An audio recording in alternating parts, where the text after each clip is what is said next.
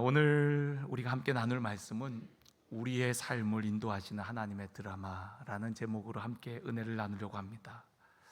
우리가 읽은 이 로마서 8장 28절 말씀은 제가 설교 중에 가장 많이 인용하는 말씀 중에 한 구절입니다.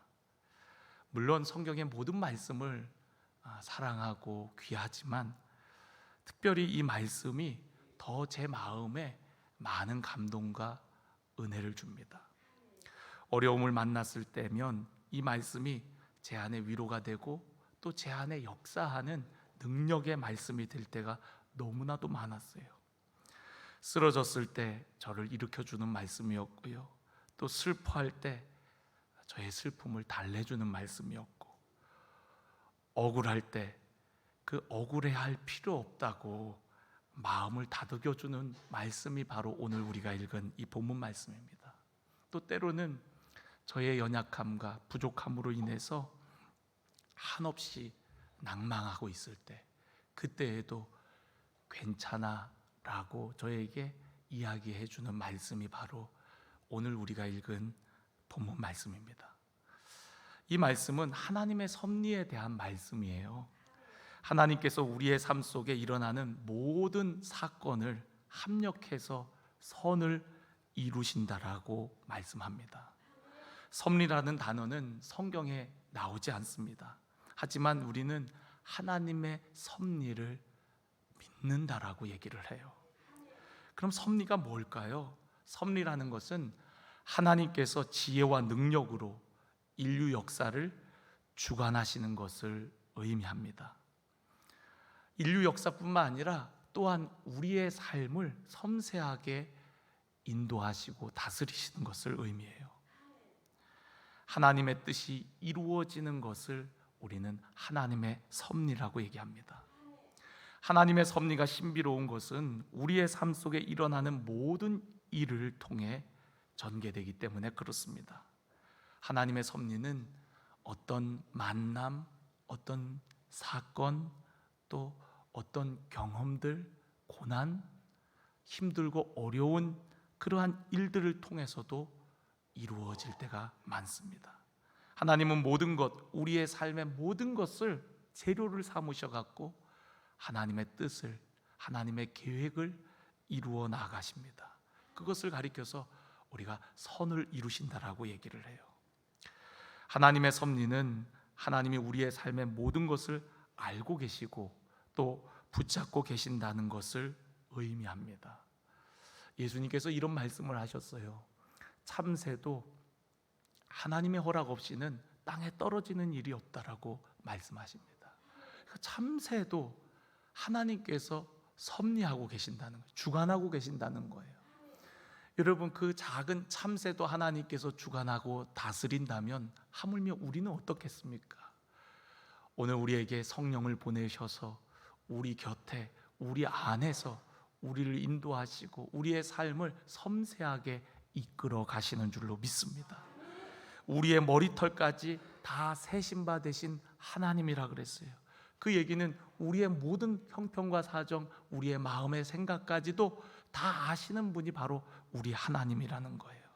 하나님은 우리의 삶 속에 일어나는 모든 것을 알고 계시고 또 주관하고 계신 줄로 믿습니다. 오늘 여기 우리가 읽은 본문 말씀, 우리가 알거니와 라고 시작을 합니다. 여러분, 안다는 것은 누누이 말씀드렸듯이 여러분, 믿는다는 것보다 더 강한 표현이 바로 안다라고 하는 표현이에요. 안다는 것은 경험적으로 알고 깨달은 것을 의미합니다. 정말 견고한 확신을 의미하죠. 우리가 믿음으로 말미암아 깨달은, 경험한 확신을 가리켜서 우리가 알거니와 라고 얘기를 하는 겁니다. 여러분, 믿음은 참 놀랍죠. 왜냐하면 믿음은 보이지 않는 것을 경험하도록 합니다. 보이지 않는 것을 보도록 하는 능력이 바로 믿음입니다. 그래서 히브리서 11장에 보면 믿음은 바라는 것들의 실상이요 보이지 않는 것들의 증거니라고 얘기를 합니다. 바라는 것들의 실상입니다. 믿음은 보지 않고 믿는 겁니다. 보고 확인하는 것은 여러분 누구나 할 수 있죠. 그러나 보지 않지만 믿음으로 나아갈 때 그것이 실상이 되고 능력으로 경험되어지고 또 확증되어지는 거예요. 그래서 여러분, 우리 믿음의 사람들, 우리 의인은 오직 믿음으로 말미암아 살 것을 말씀하고 있습니다. 저와 여러분이 믿음으로 주님을 더욱 경험하기를 간절히 원합니다. 베드로전서 1장 8절에 보면 예수를 너희가 보지 못하였으나 사랑하는도다. 이제도 보지 못하나 믿고 말할 수 없는 영광스러운 즐거움으로 기뻐하니 믿음의 결국 곧 영혼의 구원을 받음이라. 우리 중에 누구도 예수님을 직접 눈으로 본 자가 없습니다. 그러나 예수님이 나와 함께 하심을 우리는 알고 있습니다. 믿음으로 경험되어진 거죠. 그래서 주님께서 오늘 우리와 함께 하신다는 것을 우리는 알고 있고 확신하고 있습니다. 사람들은 봐야만 믿는다라고 해요. 그래서 어디 보여줘봐 라고 얘기를 합니다. 그러나 우리가 역사를 통해서 봤을 때 본다고 믿는 것이 아니더라고요. 이스라엘 백성들이 광야에서 하나님의 놀라운 역사들을 얼마나 많이 보았습니까? 얼마나 많이 경험했습니까? 그런데도 그들은 하나님을 확신하지 못했어요. 하나님을 온전히 믿지를 못했어요. 그들은 하나님 앞에 온전히 순종하지 못했어요. 본다고 믿는 것이 아니라 믿음으로 나아갈 때 하나님의 역사를 경험하게 될 줄로 믿습니다.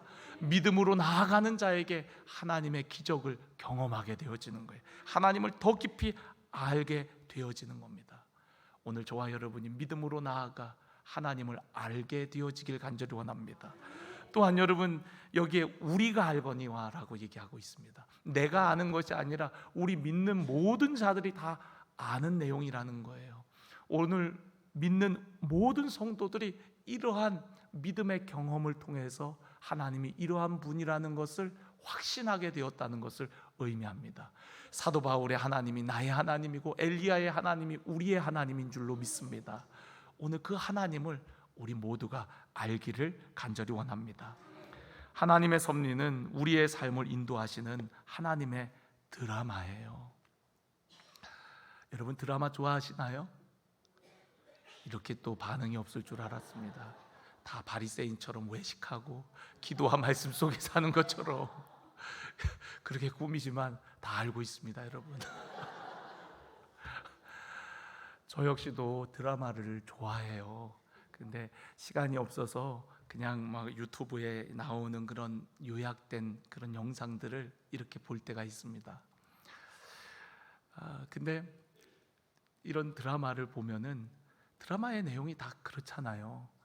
뭐 보잘것없는 여인을 사랑하는 왕자님 같은 그런 주인공, 또 그 사랑이 결실이 여러 방해와 어려움과 고난 가운데 드디어 열매 맺는 뭐 그런 내용 아니겠어요, 그죠? 그런 드라마를 보면서 우리는 대리만족을 하고 또 감동을 받을 때가 참 많습니다. 저희 아내가 얼마 전에 한 드라마를 유심히 보더라고요. 늦은 저녁 이렇게 들어갔는데 쿠션을 꼭 껴안고 드라마를 보는데 설교를 들을 때의 얼굴과 다른 그런 얼굴이에요. 제가 웬만하면 설교할 때 저희 아내 얼굴을 잘 안 봅니다. 저를 이렇게 노려보고 있거든요. 근데 오늘도 혼날지도 몰라요, 잘못하면. 근데 이제 저희 아내가 뭘 그렇게 보나 봤더니 좀 재밌더라고요. 그래서 저희 아내가 그 남자 주인공을 보면서 대리만족을 하고 있는 거예요. 저도 앉아서 보다 보니까 여자 주인공이 얼마나 예쁘던지 그러면서 우리도 옛날에 한때 저럴 때가 있었는데 여보, 그렇지 않아? 몰라, 나는 모르겠는데 그러면서 있었잖아 그러면서 그러는데 어쨌든 우리가 드라마를 보면서 많은 감동을 받아요. 근데 여러분, 성경에 나오는 드라마를 아십니까? 성경에 수많은 이야기들이 나오잖아요. 우리가 성경에 보면은 모세의 이야기처럼 그렇게 아주 드라마틱한 이야기가 어디 있습니까? 유대인으로 태어나서 죽어야 되는데 물에서 건짐을 받게 되어지고, 그것도 바로 왕의 공주의 눈에 띄어가고 건짐을 받고 애굽의 왕자의 삶을 살아갑니다. 어느 날 이제 내가 민족을 위해서 뭔가 해야 됐다가 할 때에 실수로 사람을 죽이고 도망자 신세가 돼요. 40년 광야 생활 가운데 잊혀진 존재로 살다가 어느 날 하나님께서 떨기나무 가운데 그를 부르십니다. 그리고 그를 민족의 지도자로 애굽에 갇혀 있는 이스라엘 백성들의 구원을 위해서 그를 보내시겠다고 약속하세요. 말씀하세요. 여러분, 이처럼 드라마틱한 이야기가 어디 있습니까? 모세가 그 큰 나라 바로왕 앞에 서갖고 백성들을 보내라고 합니다. 하나님께서 함께 하셔서 엄청난 재앙들을 통해서 하나님이 어떤 분인가를 알게 하시고 마침내 출애굽하여 이스라엘 백성들을 이끌고 약속의 땅을 향해 나아가는 이야기. 여러분, 그 어떤 드라마 작가가 써도 이런 스펙터클한 이야기가 어디 있겠습니까? 또 다윗의 이야기는 어때요? 여러분, 다윗이 목동이었어요. 한 조그만한 마을 베들레헴에서 양을 치는 그런 목동입니다. 아무도 그를 알아주는 사람, 심지어 부모님도 그를 잘 알아주질 않았습니다. 그런데 그가 어느 날 기름 부음을 받고 이스라엘의 왕이 된다는 거예요. 전쟁이 있어갖고 형 도시락을 가지고서 갔다가 어떤 큰 덩치 큰 녀석이 막 고래고래 소리 지르는 모습을 못마땅해 해갖고 다윗이 나가갖고 싸우지 않습니까? 싸워서 그를 무찌르고 골리앗을 무찌르고 단숨에 이스라엘의 영웅으로 등극하게 됩니다. 그리고 왕의 사위가 되어지죠. 그러나 왕의 질투를 받고 나서 그는 도망자 신세가 됩니다. 목숨을 구걸해야 되는 그런 신세가 되어서 광야를 이곳저곳 전전긍긍하면서 쫓겨다니지 않습니까? 그런 다윗이 뭘하고 소외되고 또 힘없는 자들이 그런 다윗을 따르고자 그가 있는 광야로 나아오게 됩니다. 그것이 바로 아둘람 공동체였고 그 아둘람 공동체를 통해서 훗날에 이스라엘 나라가 견고하게 세워지게 되는 거 아니겠습니까? 정말 놀라워요. 하나님께서 하나님의 사람을 만들어가는 그런 드라마틱한 이야기가 얼마나 성경에 많습니까? 삼손의 이야기, 기드온의 이야기, 또 에스더의 이야기. 성경에는 수많은 정말 드라마 같은 그런 놀라운 이야기들. 여러분, TV에서 나오는 드라마는 허구의 이야기지만 여러분, 성경의 이야기는 하나님의 역사였고 또 역사적 사실이었는 줄로 믿습니다. 여러분, 성경은 다 하나님의 드라마예요. 바울은 로마서를 쓸 때 그는 하나님의 섭리를 수없이 경험했습니다. 그는 고난의 사람이었어요. 시련의 사람이었습니다. 예수님을 믿기 시작할 후부터 수많은 역경과 고난을 경험해야만 했어요. 유대인들로부터 배심당하고 버림받아야 됐어요.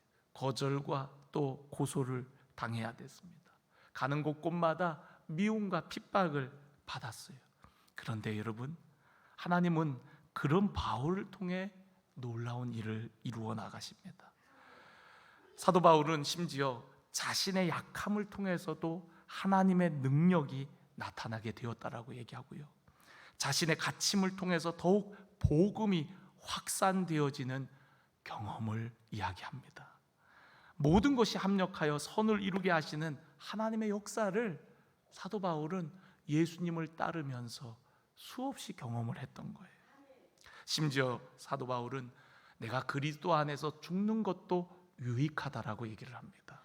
하나님의 뜻과 섭리 가운데 내가 죽는 것도 유익하다라고 얘기를 해요. 그 죽음을 통해서 맺게 될 그런 열매들, 하나님의 역사들을 보았던 거죠. 그러니까 죽음 앞에서도 하나님의 섭리와 하나님의 뜻을 고백하며 그것도 유익하다라고 이야기를 하는 겁니다. 우리가 막상 어려운 일을 만나면 하나님의 섭리를 잘 깨닫지를 못해요. 그 이유는 하나님께서 은밀히 행하시기 때문에 그렇습니다. 그러나 여러분, 그 은밀하게 행하는 일도 기도하는 자에게 보여주시는 줄로 믿습니다. 예레미야 33장 3절에 보면 너는 내게 부르짖으라 내가 크고 은밀한 일, 비밀한 일을 내게 보이리라 라고 말씀하십니다. 기도하는 자에게 하나님의 섭리를 깨닫게 하십니다. 하나님의 크신 계획들을 알도록 하십니다. 대표적으로 여러분, 다니엘이라는 사람이 있잖아요. 다니엘은 기도의 사람이었어요. 어떤 환경과 상황 속에서도 하루에 3번씩 예루살렘을 향하여, 성전을 향하여, 하나님을 향하여 기도하는 기도의 사람이었습니다. 하나님께서는 그 다니엘을 통하여 그 시대의 역사들을 보여주십니다. 그리고 앞으로 나라의 흥망성쇠, 하나님께서 다스리고 주관하시는 인류 역사를 그에게 보여주세요. 알도록 하십니다. 그리고 그것을 기록하여 백성들에게 전하도록 하셨습니다. 이처럼 여러분 기도할 때 여러분 우리는 하나님의 크신 계획과 뜻을 알게 되어져요. 우리의 연약함을 도우시는 성령님께서 우리 안에 오셔갖고 하시는 일이 무엇입니까? 바로 기도를 돕는다 그랬잖아요. 그 기도를 통해서 우리는 하나님의 뜻과 계획을 알게 되어집니다. 성경에 보면 우리가 하나님의 섭리를 이야기할 때 가장 대표적인 인물이 바로 요셉입니다. 요셉은 형들의 미움을 받고 애굽으로 팔려가게 되어져요. 그가 애굽의 노예로 팔려갈 때 도저히 자신의 삶을 이해할 수가 없었을 겁니다. 왜 이런 일이 일어났지? 왜 이런 슬픔이 찾아왔지? 왜 나에게 이런 고난이 찾아온 것일까? 그는 알 수가 없었습니다. 그럼에도 불구하고 요셉은 그가 당한 상황 속에 최선을 다했어요. 그는 애굽으로 팔려가서 보디발의 가정에 일하게 되어집니다. 그리고 어느 순간 그의 충성된 모습을 보고 보디발은 그를 가정의 총책임자로 세우게 되어져요. 이쯤 되면 조금 이제 안정이 되고 먹고 살 만한 시점이 되었는데 그에게 엄청난 시련이 닥치게 됩니다. 보디발의 아내가 그를 유혹했는데 그것을 신앙적 양심에 의해 거절을 하게 됩니다. 그 거절로 인해서 그는 감옥에 갇히게 되어집니다. 하나님을 믿고 하나님 앞에 바르게 살아보려고 했는데 그에게 억울한 일이 닥친 거죠. 감옥 안에서 어쩌면 그는 슬퍼했는지도 몰라요. 아파했는지도 몰라요. 자신의 의로움, 그것을 내세우고 싶어 했는지도 모르겠습니다. 그런데 여러분, 그것이 하나님의 섭리였다는 것을, 그곳에 술 맡은 관원장, 바로의 술 맡은 관원장을 그곳에서 만나게 하시고 그 술 맡은 관원장을 통해서 그가 바로 왕 앞에 마침내 서게 되어집니다. 그리고 바로가 꾸었던 꿈을 해석하게 되어지죠. 바로가 꾼 꿈은 앞으로 이 나라에 7년 풍년과 7년 흉년이 있을 것이라는 거예요. 그것을 대비해야 된다는 암시였습니다. 이 일의 적임자로 요셉을 나라의 총리로 세우게 되어지죠. 그리고 그 일을 요셉으로 하여금 준비하게 합니다. 여러분, 이것은 하나님께서 이스라엘 백성들을 사랑하시고 그들을 애굽으로 인도해내서 애굽이라는 인큐베이터 속에서 한 족속을 큰 나라로 만드시고자 하는 하나님의 놀라운 계획이었습니다. 아브라함에게 네 자손이 하늘의 별과 같이 많게 하겠다 하신 그 약속이 어떻게 이루어질지 우리는 알 수 없었으나 바로 그 애굽 땅에서 이스라엘 백성들은 마침내 아브라함에게 약속했던 별과 같이, 모래와 같이 많은 백성으로 성장하게 되어지는 겁니다. 요셉은 훗날에 양식을 얻으러 온 형제들이 그 앞에 엎드렸을 때에 이것이 바로 하나님의 놀라운 섭리였음을 고백합니다. 창세기 45장 5절부터 8절까지의 말씀을 보면 요셉이 이런 고백을 해요. 당신들이 나를 이곳에 팔았다고 해서 근심하지 마소서, 한탄하지 마소서. 하나님이 생명을 구원하시려고 나를 당신들보다 먼저 보내셨나이다. 7절, 하나님이 큰 구원으로 당신들의 생명을 보존하고 당신들의 후손을 세상에 두시려고 나를 당신들보다 먼저 보내셨나니 그런즉 나를 이리로 보낸 이는 당신들이 아니오 하나님이시라. 하나님이 나를 바로에게 아버지로 삼으시고 그 온 집의 주로 삼으시며 애굽 온 땅의 통치자로 삼으셨나이다. 아멘. 여러분, 그렇습니다. 형제들이 그를 미워해갖고 그를 애굽에 팔아 넘겼지만 그것이 하나님의 섭리였다는 거예요. 하나님께서 요셉을 그곳으로 먼저 형제들보다 보내셨다는 겁니다. 보내신 이유가 바로 당신들과 당신의 자손들을 세상 가운데 구원하기 위해서, 그렇게 먼저 하나님께서 그 일을 행하셨다라고 말씀하세요. 나중에 요셉의 아버지 야곱이 세상을 떠나고 장례식을 다 치른 다음에 형제들은 그때 두려워합니다. 자신들의 한 일을 떠올리며 두려워합니다. 이제 아버지가 돌아가셨으니 요셉이 우리를 가만두지 않을 것이다. 지레 겁먹고 먼저 요셉 앞에 와서 무릎을 꿇고 우리는 당신의 종입니다. 우리를 불쌍히 여겨달라고 이야기합니다. 그때 그 형제들에게 뭐라고 얘기합니까? 창세기 50장 20절 우리 다 같이 한번 봉독해 보겠습니다. 당신들은 나를 해하려 하였으나 하나님은 그것을 선으로 바꾸사 오늘과 같이 많은 백성의 생명을 구원하게 하시려 하셨나니. 아멘. 여러분, 그들은 해하려 했지만 하나님은 그것을 선으로 바꾸셨다는 거예요. 그들은 악으로 다가왔지만 하나님께서는 그 악조차도 재료 삼아서 하나님의 선을 이루시는 도구로 삼으셨다라는 거예요. 할렐루야. 우리의 삶이 하나님의 손길 안에 있었다는 것을 이해하는 순간 우리의 과거를 새롭게 이해하게 됩니다. 그때는 우리가 누구도 원망하지 않게 되고 또 누구에게도 원한을 갖지 않고 용서의 사람이 되는 거예요. 우리의 과거를 새롭게 재해석하게 되는 겁니다. 아, 하나님이셨구나. 그때에는 미처 우리가 알지 못했는데, 너무 힘들어서 견딜 수가 없었는데, 아, 그 과정을 통해서 하나님께서 내 삶을 이렇게 인도해 주셨구나. 여러분, 그렇기 때문에 누구도 원망할 필요 없고 누구에게 원한을 가질 필요도 없고 하나님이 내 삶을 그토록 섬세하게 인도하셨음을 그저 감사하게 되어지는 거죠. 오늘 여러분 마음에 아직도 용서하지 못하는 사람이 있습니까? 아직도 여러분 삶에 과거의 어떤 일들로 아파하고 신음하는 분들이 계십니까?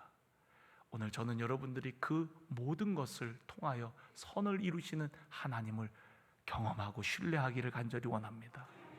오늘 여기 말씀해 보면은 우리가 알거니와 하나님을 사랑하는 자 곧 그의 뜻대로 부르심을 입은 자들에게, 여러분, 하나님을 사랑하는 자 곧 우리들을 얘기하죠. 예수님을 믿고 하나님의 자녀가 되고 이제는 하나님을 따르기로 결심한 우리 모두가 바로 하나님을 사랑하는 자입니다. 우리가 먼저 하나님을 사랑한 것이 아니라 하나님이 우리를 먼저 사랑하셨다 그랬어요. 그래서 그의 뜻대로 부르심을 입은 자들, 그것이 바로 우리들입니다. 우리는 부르심을 받았고 이제는 하나님을 사랑하기로 결심하고 하나님을 따르는 자들이 되었어요. 여러분, 그런 자들에게는 여러분 모든 것이 합력하여 선을 이룬다는 거예요. 모든 것. 여러분, 합력한다는 것, 합력한다는 말은 헬라어로 신에르게오라는 말을 쓰는데 이 말은 시너지의 어원이 되는 단어입니다. 시너지가 무슨 뜻이죠? 어떤 일들이 더해져서 놀라운 효과를 내는 것을 우리가 시너지라고 얘기합니다. 생각지도 않는 효과가 나는 것을 시너지라 그러는 거예요. 그러니까 모든 것들이 더해졌는데 이렇게 좋지 않은 게 더해졌으면 효과가 안 좋을 것 같은데 생각지도 않은 놀라운 효과가 일어나는 거, 그것을 시너지라 그래요. 이 합력한다는 단어가 바로 에르게오라는 말을 썼는데 그것이 바로 시너지와 같은 말과 같습니다. 그러니까 모든 것이 합력해서 더 큰 효과, 더 큰 선이 이루어짐을 말씀하고 있는 거예요. 여기서 말하는 선은 형통함이 될 수도 있고 또 하나님의 뜻을 이루는 것이 될 수도 있겠지만, 전후 문맥을 살펴봤을 때 하나님의 선을 이룬다는 말은 우리가 하나님의 형상을 닮아가는 자들, 하나님의 거룩한 백성이 된다는 것을, 영광스러운 하나님의 사람이 되어져 감을 우리에게 의미하고 있습니다.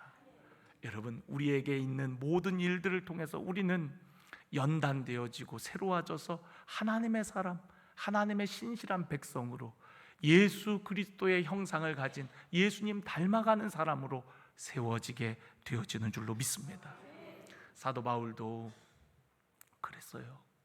사도 바울의 사역 여정 가운데 이해할 수 없는 일들이 얼마나 많습니까?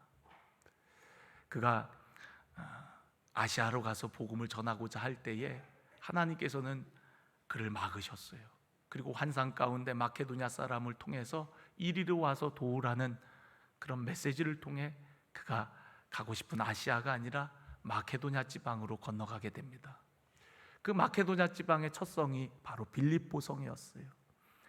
그 성에 들어갔더니 정말 하나님의 인도하심이 맞는지 자주장사 루디아라는 여인의 마음을 열어갖고 예비하십니다. 그래서 그 여인의 집에서 하나님의 말씀을 선포하고 가르쳐요. 근데 어느 날 귀신 들린 한 사람을 고쳐준 사건을 통해서 그는 매맞고 감옥에 갇히게 되어집니다. 감옥에 갇혔을 때 얼마나 아팠을까요? 얼마나 억울했을까요? 얼마나 답답했을까요? 그런데 사도 바울은 그곳에서도 원망과 불평이 아니라 그 감옥 속에서 억울하게 갇혔음에도 불구하고 하나님을 찬양하고 기도해요. 그곳에 있는 모든 사람들이 바울과 실라가 찬양하는 그 소리를 듣습니다. 그때 갑자기 옥토가 흔들리고 옥문이 열리고 착고가 풀려집니다. 그곳을 지키고 있던 간수가 자결하려고 할 때에 바울이 멈추라고 이야기합니다. 간수가 어떻게 해야 내가 구원을 얻을 수 있습니까? 주 예수를 믿으라. 그리하면 너와 내 집이 구원을 받으리라. 여러분, 바울이 왜 감옥에 가야만 했습니까?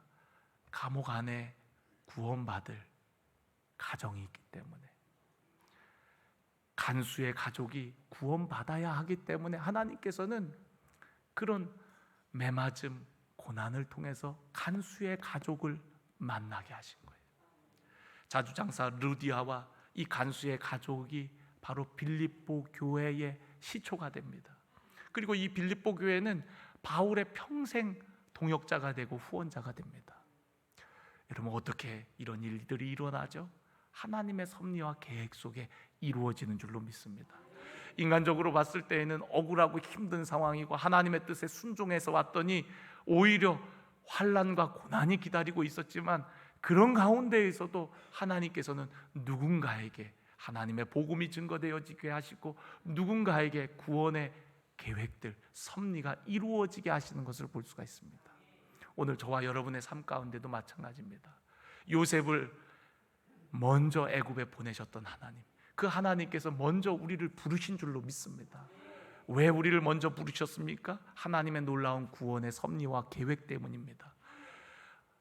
저를 먼저 부르셔서, 여러분들을 먼저 부르셔갖고 여러분 가족에 믿지 않는 가족들을 구원하기 위한 하나님의 놀라운 계획과 섭리 가운데 우리는 있는 줄로 믿습니다.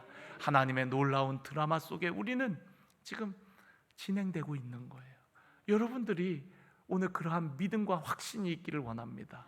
오늘 우리가 읽은 말씀, 우리가 알거니와 같은 그런 견고한 확신이 있기를 원합니다.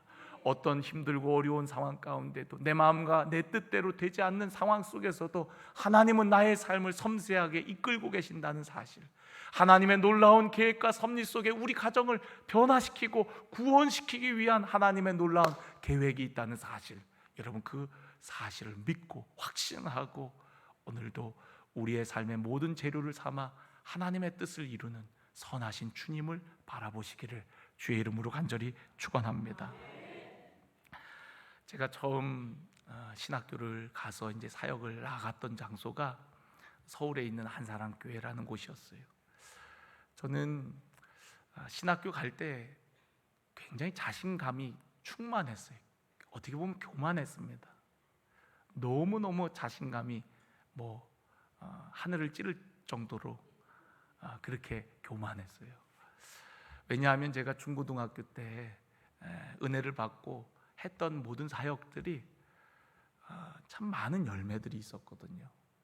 고등학교 때는 우리가 예수를 찾는 사람들이라는 그런 기독교 동아리를 만들어 갖고 청주시 전체에 그런 기독교 그런 동아리 바람을 일으키고, 또 여름방학 겨울방학에는 수백 명이 모여갖고 같이 집회를 하면서 그런 전도 집회들을 했었거든요. 근데 그런 것들을 다 죄송해요, 제가 주도해갖고 하나님이 저를 쓰신 거지만 어쨌든 그런 일들을 다 제가 주도해갖고 그런 일들을 했어요. 제가 한 게 아니라 하나님이 하셨죠. 그러다 보니까 뭐 벌써 제가 고등학교 2학년 때 벌써 그 교회 전도사님인지 목사님인지 그분 누구시냐고, 제가 거의 중3 때 얼굴 그대로입니다 지금. 그러니까 사람들이 저를 그렇게 좋게 봐주시고 또 하는 사역들을 많은 분들이 돕고 협력해 주셔서 많은 열매들이 있었어요. 그래갖고 신학교 갈 때쯤에 제가 얼마나 자신감이 충만했는지. 그런데 제가 신학교 1학기를 마치고 어떻게 하나님의 인도하신 가운데 서울 한사랑교회에 이제 사역을 가게 됐는데, 그곳에 가서 처음 이제 제가 맡겨진 부서가, 이제 그 교회는 굉장히 사역자들이 많아요. 한 30여 명 되는데 그 중에 한 사람이 이제 전데, 제게 처음 맡겨진 부서가 유치부였어요. 이번 주 이제 유치부 성경학교가 있는데 전 유치부가 무섭습니다. 왜냐면 제일 어려워요. 막 애들 막 뒹굴고 막 떠들고 막 그런 애들을 집중시켜 갖고 말씀을 전해야 되니까 얼마나 어렵습니까? 근데 제가 유치부를 안 해봤는데, 저는 중고등부 사역이라면 내가 정말 잘할 수 있는데 목사님이 넌 유치부로 가라는 거예요. 유치부에 인력이 더 필요하니까 유치부 가서 사역을 하라는 거예요. 유치부에 저 말고 사역자가 2분이 더 계셨거든요. 이제 저랑 비슷한, 저보다 1살 많은 간사님 한 분하고, 그리고 이제 나이 많은 여자 전도사님이 계셨어요. 이제 그 밑에서 이제 같이 이제 봉사를 하는 거예요. 그런데 저보다 1살 많은 그 간사님이 얼마나 잘하나 몰라요. 정말 유치부 사역에 최적화되어 있는 정말 탁월한 사역자예요. 반면 저는 유치부에 갖다 놓으니까 정말 어떻게 해야 될지를 모르겠는 거예요. 애들을 어떻게 해야 되는지도 모르겠고, 유치부 사역의 거의 80%는 다 찍고 오리고 붙이고 뭐 이거 계속 이것만 하는데 제가 손재주가 없어요. 그러니까 막 그거 뭐 해야 되는데 그걸 못 하는 거예요. 저분 한 10개 만들 때 저는 2개 정도 만들 정도로 속도도 안 나고 막. 그러니까 제 위에 있는 전도사님이 이제 시키면서도 한숨이 나오는 거죠. 그래서 제가 처음에 유치부 사역을 1년 한 7개월 정도 하는데 교회 가는 게 너무 무서웠어요. 진짜 싫었어요. 가갖고 그 하는 게 너무 힘들었습니다. 아마 제가 지금까지 교회를 다니면서 제일 힘들었던 때가, 제일 교회 가는 게 어려웠던 때가 그때였던 것 같아요.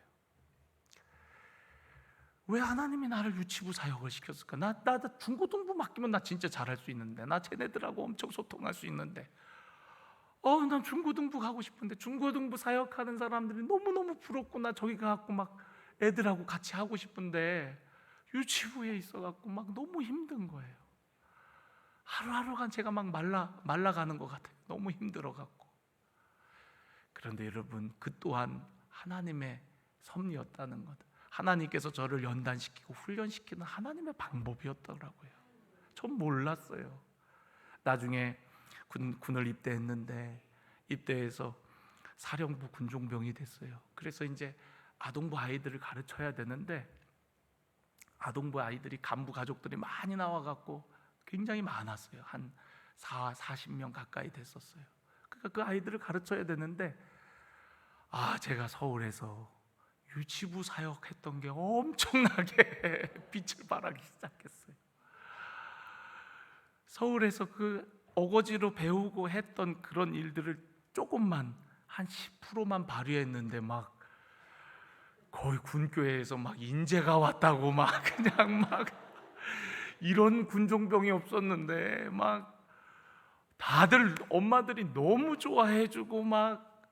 저는 진짜 저와 함께 있었던 그 1년 선배 그 간사님에 비하면 진짜 20-30%밖에 안 되는 사람인데, 능력으로 봤을 때 군부대 교회 가갖고 그거 조금 배운 거를 조금 활용했을 뿐인데 막 군 교회가 막 난리가 난 거. 이번에 오신 군종병 형제는 진짜 막 대단하다고 막 그러면서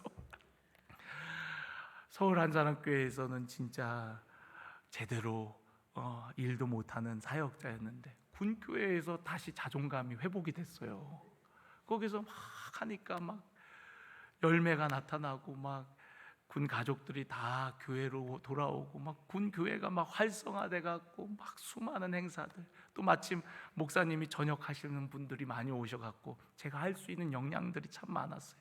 목사님이 안 계실 때. 그래서 많은 것들을 위임해 주고 맡겨 주셔 갖고 여러 다양한 사역들을 하면서 마치 저에게는 군대가 마치 애국가 같은 인큐베이터와 같았어요. 저를 진짜 하나님의 사역자로, 하나님의 사람으로 만들어가는, 많은 간부 가족들이 저를 격려해주고 칭찬해주고, 정말 너 같은 사역자가 없다라고 목사님도 이렇게 칭찬해줬어요. 그때 많이 치유가 되고 회복이 됐던 것 같아요. 그때 많이 새벽 기도를 인도하면서 말씀 전하는 것들도 많이 훈련이 됐던 것 같아요. 너무 감사하죠. 처음에부터 제가 군종병이 아니었어요. 처음에는 제가 신학생이었지만 이미 군종병 TO 2명이 다 차 있었기 때문에 저는 군종병이 아니었습니다. 근데 제가 배치받은 부대에 특수한 부대인데 저는 주특기가 빵빵빵빵으로 그 부대를 갔어요. 근데 그 부대 창설 이래 빵빵빵빵 주특기 없이 온 병사가 없다 그래요. 그래서 이제 얘가 어느 줄로 들어온 애인지 파악하기 위해서 아무것도 안 시키는 거예요. 저는 한 달 동안 아무것도 안 하고 내무실에서 대기만 했습니다. 근데 그게 얼마나 힘든지 몰라요. 여러분, 아무것도 안 하고 하루 종일 이렇게 앉아갖고 있는다고 생각해 보세요. 시간이 안 갑니다. 죽을 맛입니다. 그러다가 이제 여기저기 불려다니면서 사역을 하게 됐는데 그 부대 곳곳을 다니면서 일을 배우기 시작했어요. 근데 그것 또한 하나님의 섭리더라고요. 제가 언젠가